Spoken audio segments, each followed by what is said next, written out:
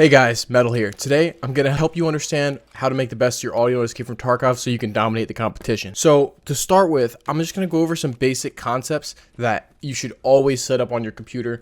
This is going to help you across every game that you play, Tarkov included, obviously, but there's certain sort of like sound hygiene settings, for lack of a better word, that you should have set up on your PC for everything. It's going to help you out all the time. So the first big point is that you need to turn off all audio post-processing that is being handled outside of the game.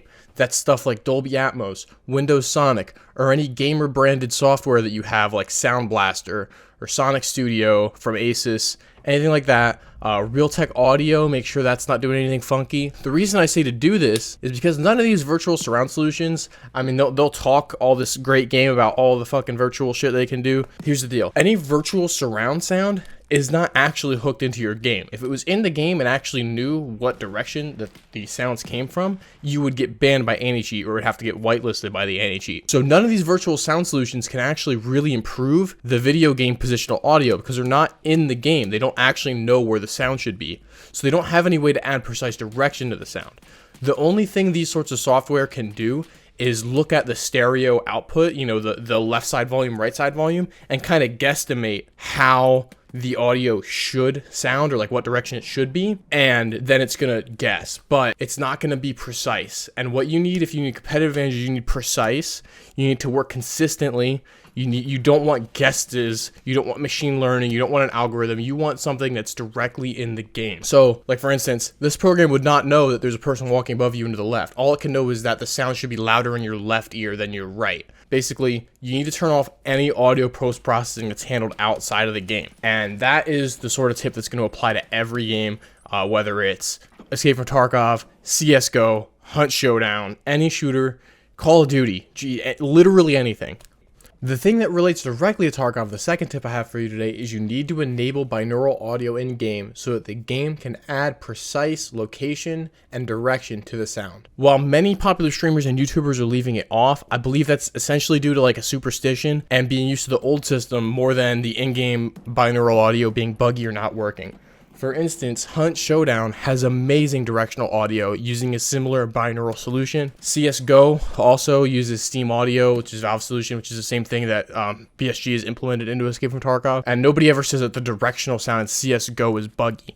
So turn on binaural audio. That's the only way that precise location data can be added to a sound. Now, there is one legitimate bug that's caused by binaural audio, which I'll call ghost sounds. This will be a regular sound like a key, a grenade pin, a gunshot, and the beginning of the sound will play really loud, like it's right next to you, and then it will immediately quiet down. So you do need to get used to that. It happens occasionally. It's just a weird Tarkov thing. Eventually they'll fix it, hopefully. Usually the tell that it's one of those sorts of sounds is that it'll sound really loud for like a split second, and then it'll cut back to normal volume to where it should be. And you just get used to it over time. I mean, if that's super bad, then I guess turn off binaural audio, but if you want to get the most out of your audio, you need to have binaural audio on. Now, there is one other significant audio bug in Tarkov that all players need to keep in mind. This is the big thing that you hear when you hear players say vertical audio is broken, vertical audio is bugged, etc., etc. And this has nothing to do with binaural audio. This will happen whether binaural is on or off. This is that stair audio is buggy as fuck.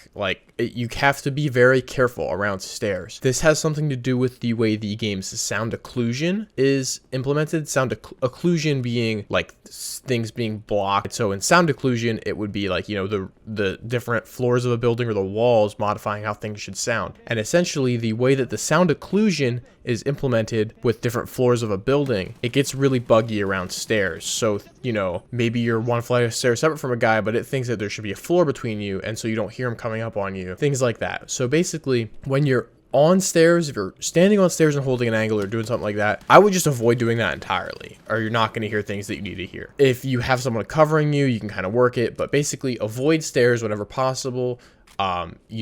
You rely on visual information when you're on stairs. Try to have other things that you're relying on besides purely audio when you're on stairs or near stairs, because you may get screwed over by somebody coming up the stairs suddenly and you don't hear them. You can also keep this in mind though. I should be putting a gameplay clip of me coming upstairs on some people here. This can also work in your favor. You know that the sound is buggy around stairs, so if you want to make an aggressive play, that's going to be the place to do it. So that's the Tarkov specific tip. Now we're kind of go back to a general sort of tip, but this is kind of a more extreme tip, so I kind of put this at the end. I would consider this optional, but this is my opinion, so I'm gonna go ahead and share it. This is my experience. Avoid gamer brands for audio equipment. You know, Corsair, I love Corsair. I love using Corsair keyboard. Logitech, I use a Logitech mouse. But when you're dealing with audio, it's very different from gamer stuff.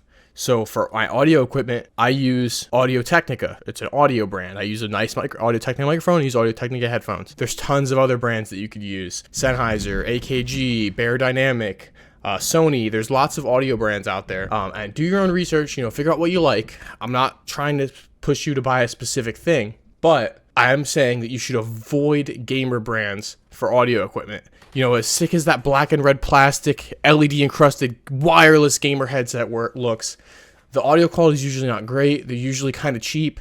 They're making, I would guess, I mean, I don't know this for sure. I haven't done like extensive, like in-depth research, but I'm guessing that the profit margin on a gaming headset is higher than on an audio brand's pair of headphones, just because that they know they can make more money. They're going to make more sales. People are going to buy it because it's gamer stuff. You're going to get much higher audio quality out of like a nice pair of studio headphones and a nice mic than you will out of out of a gamer headset. Now, on one hand, you might say, "Oh, metal, that shit's expensive." It doesn't have to be, for one. And the other thing you got to look at it as is that I've been using the same headphones now for about 7 years.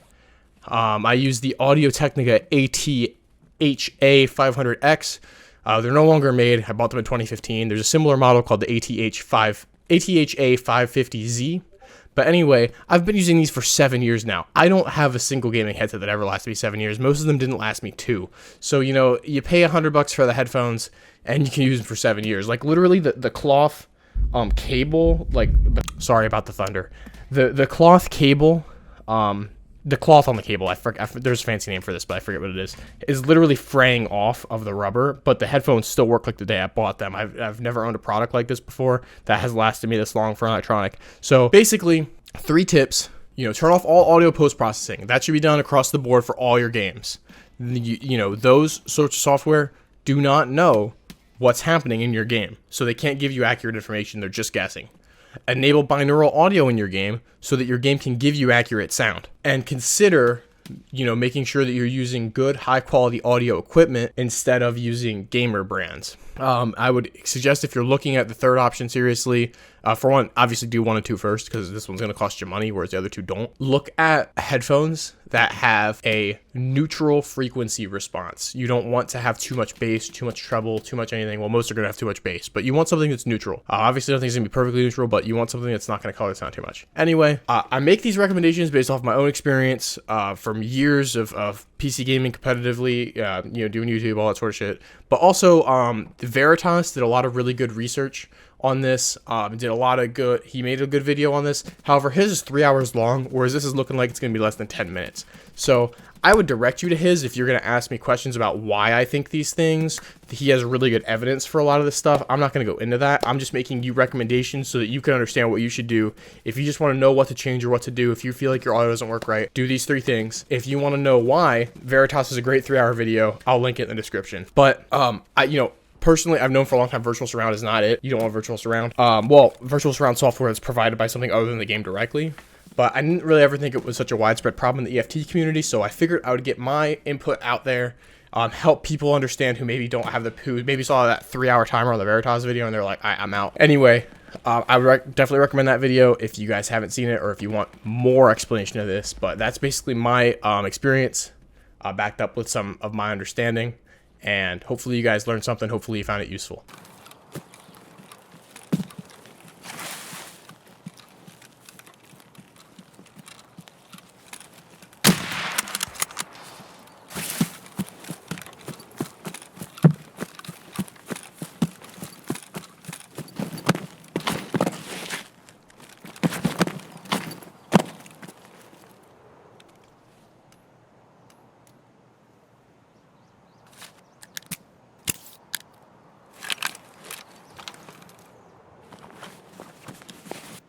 Really appreciate you checking out this video on my channel and for watching until the very end.